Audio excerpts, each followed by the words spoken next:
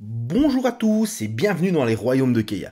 Alors aujourd'hui, vidéo de présentation de la future armée présente dans les rapports de bataille de la chaîne. On va faire un petit focus sur les Skaven et présentation de l'armée. Alors, les Skaven, c'est une histoire de cœur, vous le savez sur cette chaîne. C'est une de mes armées principales à l'époque de Warhammer Battle. J'espère reviendra avec Old World, évidemment.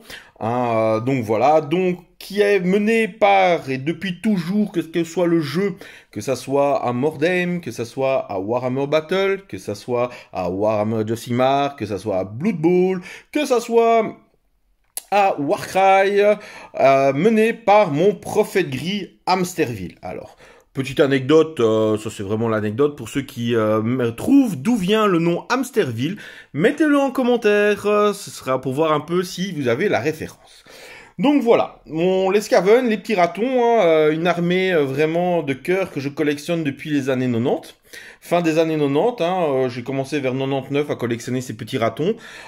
Et là, je reviens de nouveau avec une nouvelle armée, de nouvelles figurines collectionnées, peintes pour la chaîne et pour mon amour de ces petites souris. Alors, qu'est-ce qu'un Skaven? Est-ce que vous savez ce qu'est qu'un Skaven? Un Skaven, c'est un rat de taille humanoïde ou beaucoup plus, qui vit dans les sous-sols des royaumes et qui ne vit que pour la trahison, qui ne vit que pour la grandeur personnelle, et tous les moyens sont bons pour y arriver. Maintenant, les Skaven, c'est aussi un peuple très lâche, qui sont meilleurs quand ils sont nombreux, ou accompagnés de grosses bestioles ou de grosses armes. Donc, ils ont les glandes des peurs vraiment qui sointent très facilement et qui décampent très facilement. On verra ça des quelques règles que font les Skaven par rapport à ça, c'est assez marrant. Donc voilà, les Skaven, race de cœur, et on va tout de suite se plonger dans le Battle Tome. Donc, je vous présente un petit peu les règles caractéristiques et celles qui vont le plus nous intéresser ici par rapport à l'armée. Donc, les Skaven, comment ça fonctionne? Alors, les Skaven, ils vont être regroupés en plusieurs clans. Voilà, on a les clans Verminus, qui sont les clans des guerriers, donc les guerriers des clans, les vermines de choc, et ainsi de suite. On va avoir le clan Pestilien, qui est le seul clan absent de ma liste pour l'instant, qui est un clan qui vénère en fait... Ah oui, j'ai oublié de vous rappeler, de vous dire qui les Skaven vénèrent. Les Skaven vénèrent le Racornu qui a réussi, grâce à la fin des temps, the end of time, à passer dans le panthéon des dieux du chaos. Voilà, même si les dieux du chaos ne le considèrent pas comme l'un des leurs, il est dans le panthéon des dieux du chaos. Et en fait, il a plusieurs facettes, et chaque facette va être prise en exemple, je vais dire, en admiration par un des clans. Les clans pestiliens, ils aiment bien le côté maladie. Ils se retrouvent avec un keyword Nurgle parce qu'il y a un lien évidemment entre les deux. C'est d'ailleurs Nurgle le seul allié qu'on peut mettre dans une armée de Skaven.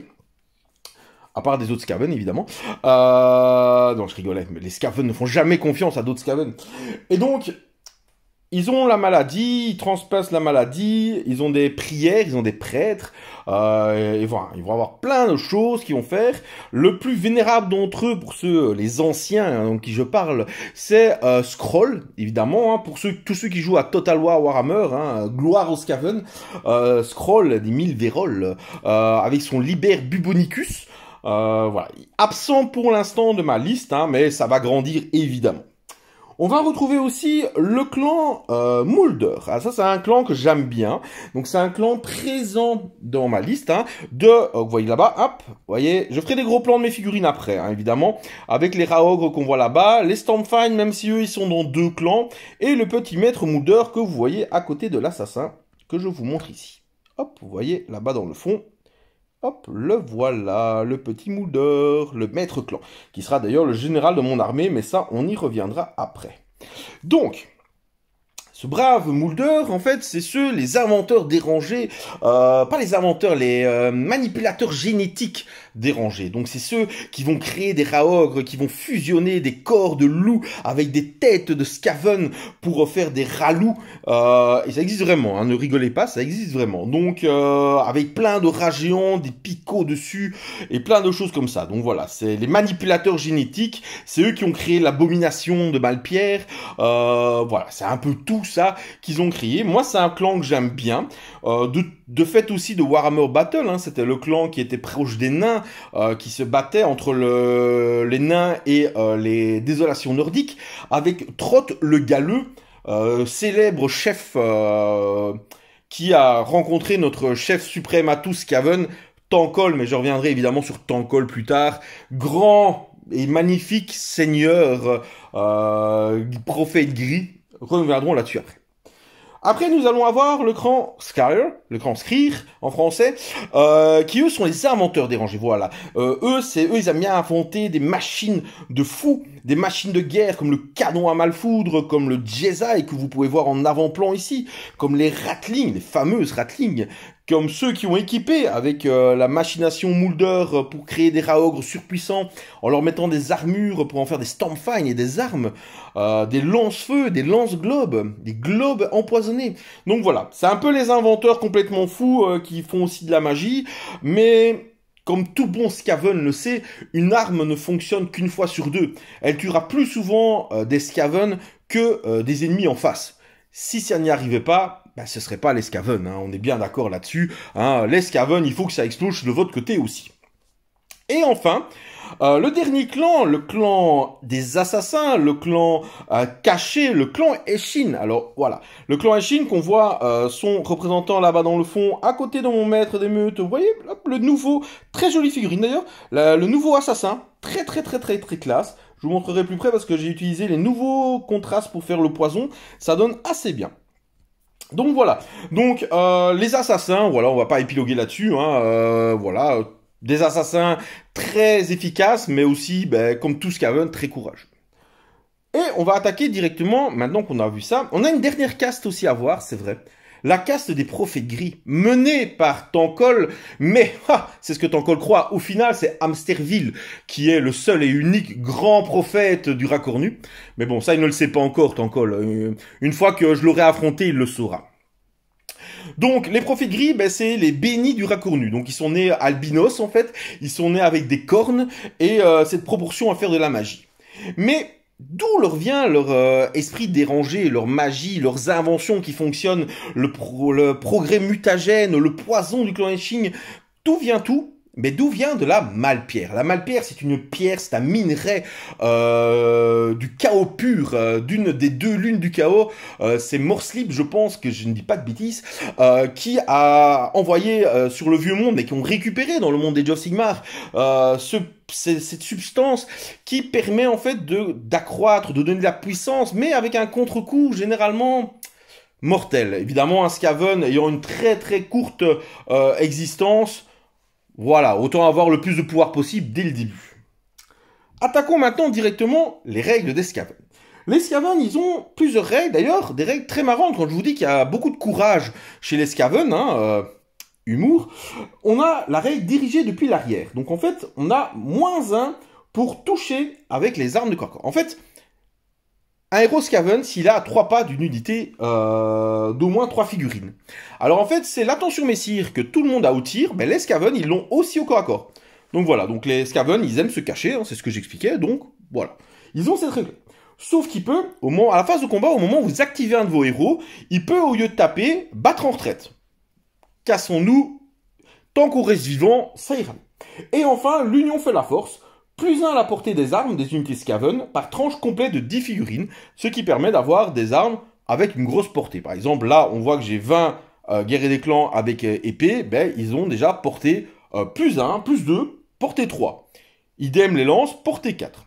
Voilà. Ici, en l'occurrence, sur mon armée, c'est pas le plus intéressant, surtout qu'avec les galets, on gagne aussi de la portée, mais au final, si vous jouez des gros packs, ça peut être intéressant. On a aussi les traits des grands clans. Et je vais m'arrêter sur les traits des grands clans sur le plus intéressant pour cette liste, qui est celui du clan Skryr. Donc avec les bougies. En fait, les bougies, on va en générer D3 + 3 au début de la bataille. Et on peut les utiliser comme tels. À la phase de héros, un sorcier du clan Skryr, ami, peut relancer un jet de lancement ou de dissipation. Mais attention, vous allez voir qu'à chaque fois, il y a la même condition. À la fin de la phase, on jette un dé sur un 1. La personne qui a utilisé la bougie de malpierre subit des 3 blessures mortelles. On est Skaven ou on ne l'est pas. Hein. On va subir des pertes. À la phase de tir, on va pouvoir donner plus 1 à la caractéristique de dégâts. Alors là, c'est quand même assez fort. Plus 1 à la caractéristique de dégâts. De l'arme à projectile. Malheureusement, c'est pas au corps à corps, mais de l'arme à projectile. Et à la phase de combat, ça booste le héros qui tape. Alors, franchement, on utilisera rarement celui-là. Un Skaven n'est pas fait, un héros Skaven n'est pas fait pour aller au corps à corps. On va passer maintenant à ma liste, proprement parlé, hein, et en même temps, je vais continuer à expliquer un peu les Skaven. Mais par rapport à la liste que je joue, comme ça, j'aime bien vous laisser découvrir aussi les autres choses. On va pas directement tout vous expliquer et vous mâcher le plaisir d'ouvrir ce grimoire, ce chef-d'œuvre qu'est ce Battletome Skaven. Et je ne surjoue pas, les Skaven sont les meilleurs. C'est tout, point final. Que celui qui n'est pas d'accord me défie sur la table de jeu. Je vous attends. Alors, on va avoir mon général que je vous ai dit, le Master Moulder. Hein, je vais en profiter à chaque fois pour vous montrer de plus près. Hop. Un petit Master Moulder. Hop, on va faire le point. Yeah.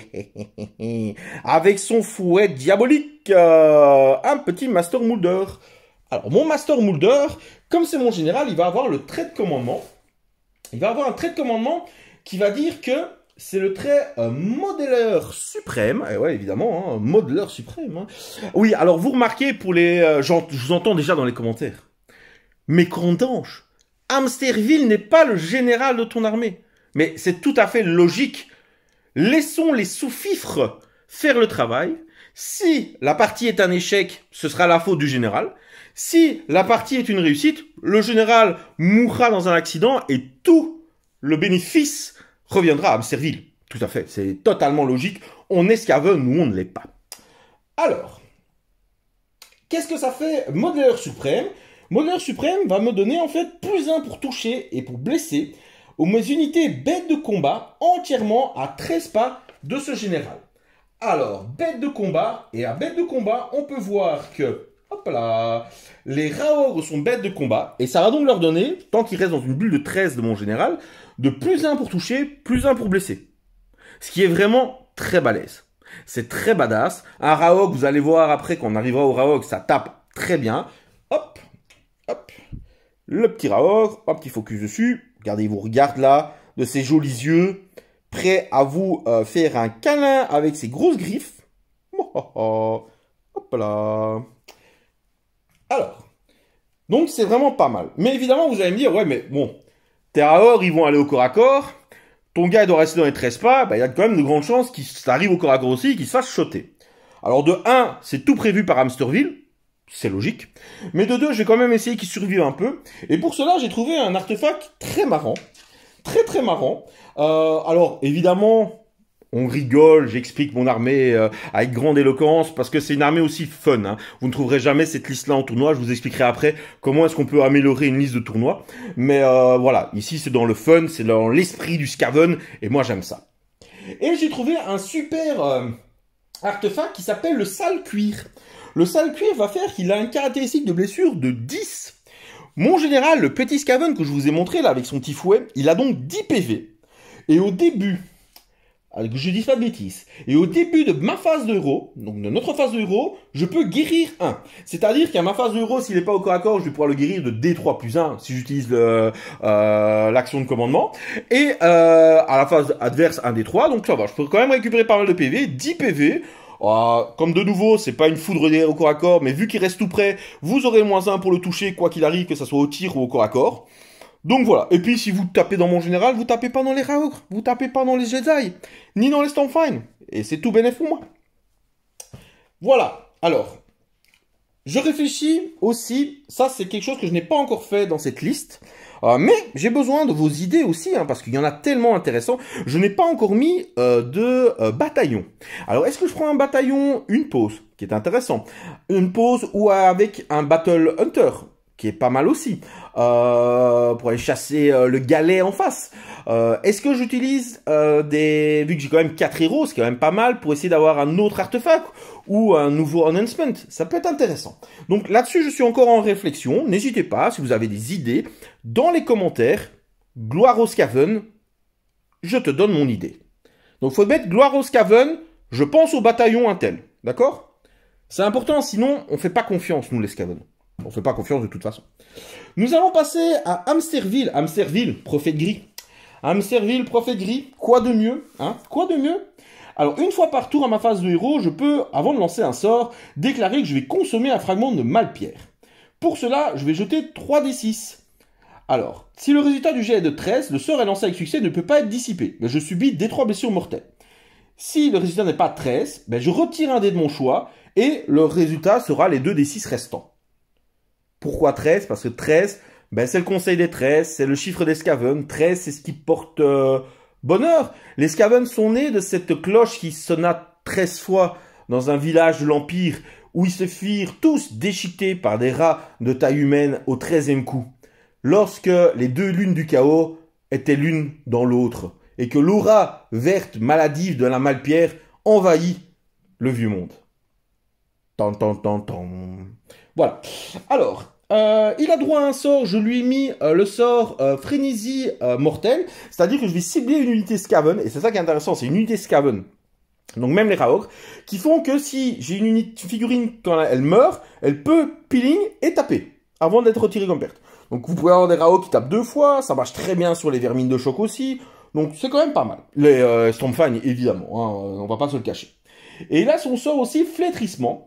Je choisis une unité ennemie à 13 pas, je jette 2 dés, et si je fais supérieur à la caractéristique de point de vie de l'unité ciblée, elle subit D3 blessures mortelles, et elle aura -1 pour toucher, pour les attaques de mêlée. Voilà. C'est pas mal, hein, c'est pas mal. Elle devient vieille. Bim! Ça, c'est fort. À côté de ça, on va avoir un architectomage, l'Arc Warlock, que vous voyez ici, il est ici, il est ici. Voilà. Hop, il est ici. Le voilà. Hop, ah, faisons un petit focus dessus, ça ne va pas ça. Voilà, mon Arc Warlock. Ta ta ta. Hop. Allez, les petits focus, s'il vous plaît. Voilà. Alors, mon Arc Warlock, le architectomage. Donc, il a un gantelet à flamme, il a du corps à corps, mais comme je vous ai dit, il va pas y aller. Mais c'est surtout un sorcier, qui peut lancer 2 sorts et dissiper 2 sorts. Et c'est là où c'est génial. Hein. Et ouais, les Skaven, hein, qu'est-ce que vous voulez? Les Skaven, c'est génial. En fait, il a une clan Skryr, en fait, il va avoir une... à part les Jedi... mais par exemple le lance-feu, le canon et tout ça, mais ça je ne les joue pas pour l'instant, mais ils sont bientôt peints, donc on pourra faire des listes avec. En fait, ils vont avoir un système de plus de pouvoir. Toujours mettre plus de pouvoir. Et donc, par exemple, ici, son sort à lui, c'est plus de ville pouvoir. Donc, valeur de lancement de 7, portée de 13 pas. Je choisis une unité du clan Skryr, entièrement à portée et visible, et je donne +1 pour toucher et +1 pour blesser. Mais à la fin de ma prochaine phase de héros, l'unité subira D3 blessures mortelles. Donc ça, faut faire attention. C'est très bien sur les Stormfang. Si vous les faites sur les Ratling, sur les Jedi, c'est risqué. Mais c'est bien, mais c'est risqué. Et alors, il a son sort, Maltempête. Maltempête, c'est un sort à portée 13 pas. Je choisis D3 unités différentes visibles qui subissent D3 blessures mortelles. Ça, c'est le sort normal. Mais évidemment, c'est pas cette version-là qu'on va lancer, évidemment. On va le faire plus de pouvoir pour pouvoir le lancer. Ce qui fait que je choisis des 3 unités ennemies, mais qui subissent des 6 blessures mortelles. Mais vous allez me dire, ouais, mais pourquoi choisir si c'est si fort, hein? Parce qu'il y a une contrepartie. C'est que si le sort n'est pas lancé ou est dissipé, c'est le architectomage qui subit 2 fois des 6 blessures mortelles. Donc, comme je disais, c'est risqué. C'est bien, mais c'est risqué. Mais c'est ce qu'on aime chez les Skaven. Une fois qu'on a fait ça, on va passer aux Stormfang. Les Stormfang, vous les voyez là-bas. Hein. Alors les Stormfang, ils ont plein d'équipements différents. Et évidemment, pour chaque fois, on doit en choisir un. Donc là, par exemple, j'ai un armure, un Gatling et un lance-globe. Ils sont très forts. Ils ont 6 points de vie, sauvegarde à 4+. Voilà, ils tapent fort au corps à corps. Avec les bonus qu'on a vus, ça peut aller très bien parce qu'ils sont aussi Moulder et Skryr. Donc ça veut dire que je peux avoir les bonus au tir du clan Skryr, mais je peux avoir les bonus de corps à corps du clan Moulder, de mon général. Et donc ça c'est fort. La Ratling fait quand même 3d6 tirs à 12 pas. Et le bombardier fait 3 tirs, mais qui a Ren-3, D3 dommages à 24 pas. Donc c'est une bonne unité qui est chère en points. Et ouais, chère en points, mais par contre qui fait quand même bien le café. Alors, on reviendra après ma présentation de ma liste sur comment on fait une liste optimisée en Skaven. Elle sera dedans. Voilà, faut pas se le cacher, elle sera dedans. On va passer après aux Jedi. Alors les Jedi, c'est un peu comme les fameuses arbalètes géantes Stormcast. Hein. Je les aime tellement pas que j'ai oublié leur nom. Hashtag on les aime pas dans les commentaires. Alors, en fait, ils ont un tir. 3+, raid -2, 2 dégâts. Si tu fais un 6 pour toucher, c'est 2 blessures mortelles. Ils ont une amélioration, ils ont +1 pour toucher s'ils sont restés immobiles, et +1 sauvegarde grâce au pavois contre les armes de tir. Donc s'ils restent immobiles, ils tirent à 30 pas, ils font 2+, 3+, raid -2, 2 dégâts. C'est vraiment pas mal. Il y a des moyens de leur donner encore des bonus. Il y a des moyens de leur faire +1 dégâts. Donc, mais quand on passe à dégâts 3, c'est vraiment pas mal du tout. Attention que la blessure mortelle, si vous faites 6, ça reste 2. Ça passera pas à +1. C'est juste les dégâts de l'arme qui passent à +1. On va donc passer maintenant, hop, à la meilleure des parties. Donc déjà, on va passer à la partie classique. Hein. Vous avez les rats des clans qui sont ici. Hop, qu'on voit ici. Hop, on voit les Stormfang derrière. Les rats des clans qui sont là. Voilà. Et les vermines de champ. Donc ça, c'est les classiques, hein, le clan Verminus. Tout simplement, ce qui est marrant pour les rats des clans, les guerriers des clans, c'est qu'à la fin de la phase de déroute, je peux ramener des 3 figurines à la vie. C'est marrant. C'est un bon shaft, c'est une bonne unité cordon, ça prend les objets. Faut faire quand même attention parce que c'est des galets, donc pour pas non plus mourir, mais c'est pas mal. Les vermines de choc, moi j'aime beaucoup parce qu'ils sont passés à 2 attaques, 3+, raid -1. Et si un héros Skaven est à 3 pas, parce qu'ils sont garde du corps en fait, à chaque fois que, avant d'allouer une blessure mortelle au héros, ou au lieu de faire un jet de protection pour une blessure mortelle qui va être allouée à ce héros, jetez un dé. On ajoute 2 si le héros appartient au clan Verminus, sinon sur 4+, la blessure mortelle est allouée à l'unité, donc qui sert de garde du corps. Ça c'est vraiment intéressant. Ils ont quand même une sauvegarde à 4, mine de rien, au petit CP on passe à save à 3. Moi je les aime bien, voilà, c'est pas la meilleure unité du jeu, mais moi j'aime bien. Mon général, le maître Moulder. Donc je vous ai montré son trait de commandement, je vous ai montré son artefact. Maintenant je vais vous parler aussi de ses règles. La règle fait qu'à ma phase de héros, je peux choisir une meute du clan Moulder, donc je rappelle les Raogres ou les Stormfang, et je les guéris de D3 blessures, à 3 pas. Je peux faire claquer mon fouet. Au début de ma phase de mouvement, je peux choisir une unité meute de clan Moulder entièrement à 13 pas, ce qui tombe bien vu que c'est son aura où il doit rester à 13 pas. Jusqu'à ma prochaine phase de mouvement, je peux mettre +3 en course et +3 en charge. De plus, jusqu'à ma prochaine phase de mouvement, ajouter 1 au jet de blessure que les attaques d'armes de mêlée de l'unité. La même unité ne peut pas bénéficier de cette aptitude plus d'une fois par tour. Donc, c'est quand même fort. Vous allez voir pourquoi. Parce que vous voyez les petits décors là. Hein. Je vais vous expliquer après ce que c'est. D'ailleurs, je vais bien les prononcer. Enfin, on va essayer, mais j'arrive pas à les prononcer. Donc, vous pouvez donner à une unité +1 pour blesser, +3 en charge et en course. Donc, là, en moule. Et ça vous fait des Raog qui chargent à +3 et ils ont +1 pour blesser, ou des Stormfang qui chargent à +3 et ils ont +1 pour blesser. C'est vraiment très fort. Et il a une petite aptitude de commandement. Lâcher ++ de bêtes.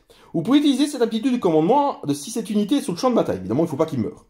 Quand une unité meute de clan Moulder ami est détruite, si vous le faites, jetez un dé. Sur 3+, une nouvelle unité de remplacement identique à celle qui a été détruite est ajoutée à votre armée.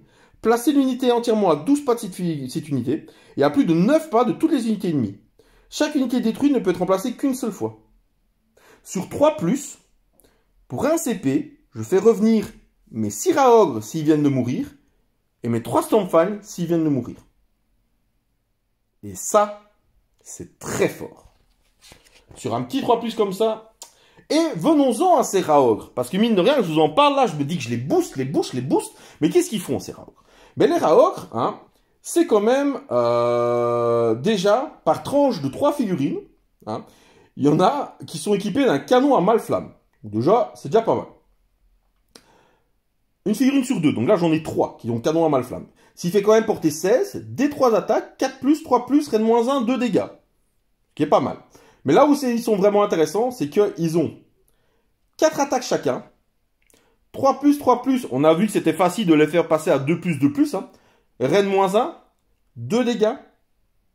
Et si je fais des 6 pour toucher, je fais une touche supplémentaire.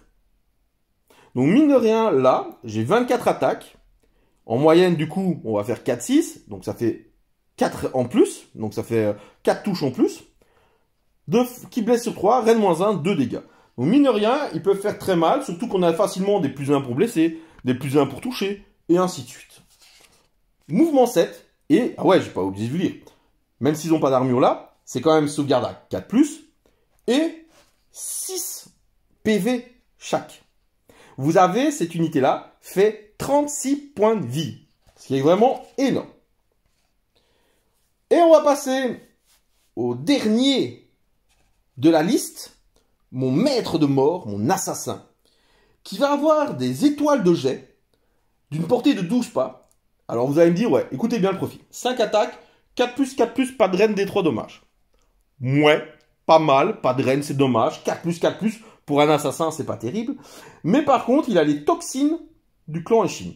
Aussi bien au corps à corps, où il a aussi 5 attaques, 3+, 3+, reine -1, D3 dommages, qu'au tir, à chaque fois qu'il fait 6 pour toucher, l'attaque s'arrête, enfin ce dé-là s'arrête, et c'est automatiquement D3 blessures mortelles. D3 blessures mortelles. Donc ça, c'est vraiment pas mal. On peut le cacher, il peut courir et tirer lors du même tour, il a un mouvement de 7, il est vraiment pas trop mal. Je le trouve un peu cher en points, mais il est vraiment pas trop mal. Et on va terminer, et oui, encore des figurines sur la table, vous ne les avez pas vues, pourtant on les voit bien, c'est les trous de vermine, les Nyahol. Et les Nyahol, ça sert à quoi? En fait, vous allez placer sur le champ de bataille, et ça permet en fait qu'à la fin de la phase de mouvement, je peux choisir une unité Skaven entièrement à 6 pas de ce terrain, et la retirer du champ de bataille, et je la replace à 6 pas d'un autre, à 9 pas d'un ennemi, et pop, et on peut se TP comme ça.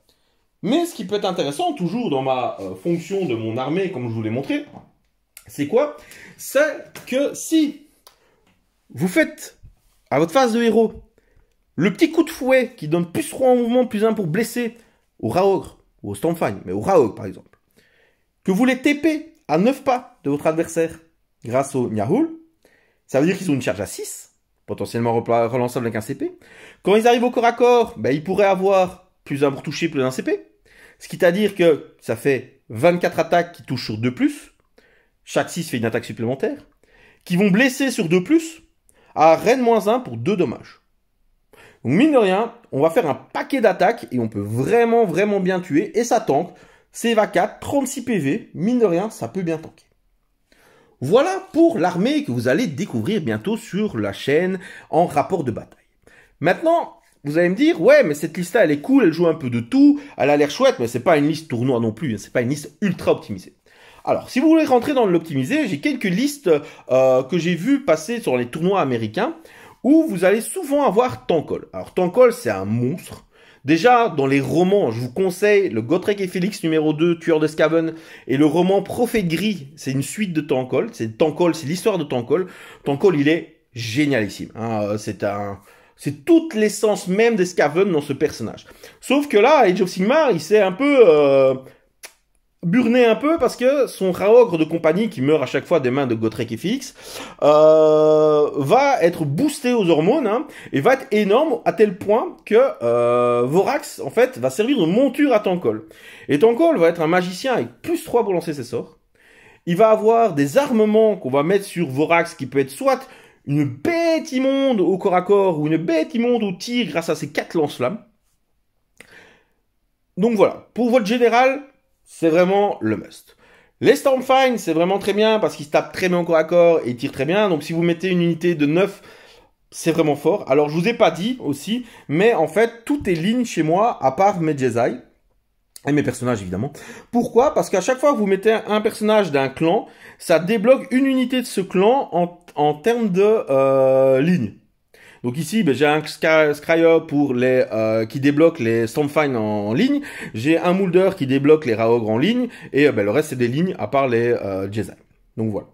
Donc, des Stormfang, voilà. Vous jouez avec les sorts, le Lochon pour sort persistant du Lochon pour bouger ton col. Vous jouez les ponts pour téléporter vos unités, comme ça vous fera encore plus de téléportation. Voilà, donc il y a moyen de faire des choses bien. Les Jedi, vous les jouez, c'est fort. Les canons, moi je suis pas fan dans le optimisé, mais je suis très fan dans le amical. Pourquoi? Parce que ça peut être très très fort, mais ça peut être très très nul. Ça dépendra de votre chance. Voilà, c'est l'essence même de tous les scavens, c'est la chance. Donc voilà, donc cette petite vidéo, c'était pour vous présenter la future armée du magasin, la future armée de la chaîne, hein, le défaut professionnel, menée par ce bon petit Hamsterville. Il fallait quand même que je finisse par lui, hein. Ah, il veut pas se montrer. Il veut pas se montrer parce que vous le reconnaîtrez s'il se montre. Voilà, il est là. Hamsterville le grand, le seul, l'unique. Donc n'oubliez pas, hein, celui qui trouve dans les commentaires d'où vient ce nom de général. Hop, et on revient, hop, un petit focus s'il vous plaît. Merci bien. Voilà les amis, déjà un tout grand merci aussi de me suivre. Je recommence petit à petit les vidéos, j'espère que ça vous plaît. Voilà, les rapports de bataille vont de nouveau s'enchaîner un petit peu dès que j'arriverai à trouver le temps avec mes adversaires pour pouvoir trouver. Hein, c'est pas facile ces temps-ci, mais on y va. J'ai quelques petites... partenariats qui sont arrivés, hein. Je vous ai montré avec Custom Wargame, j'ai toujours le partenariat avec hop, j'ai un trou de mémoire, c'est pas grave, et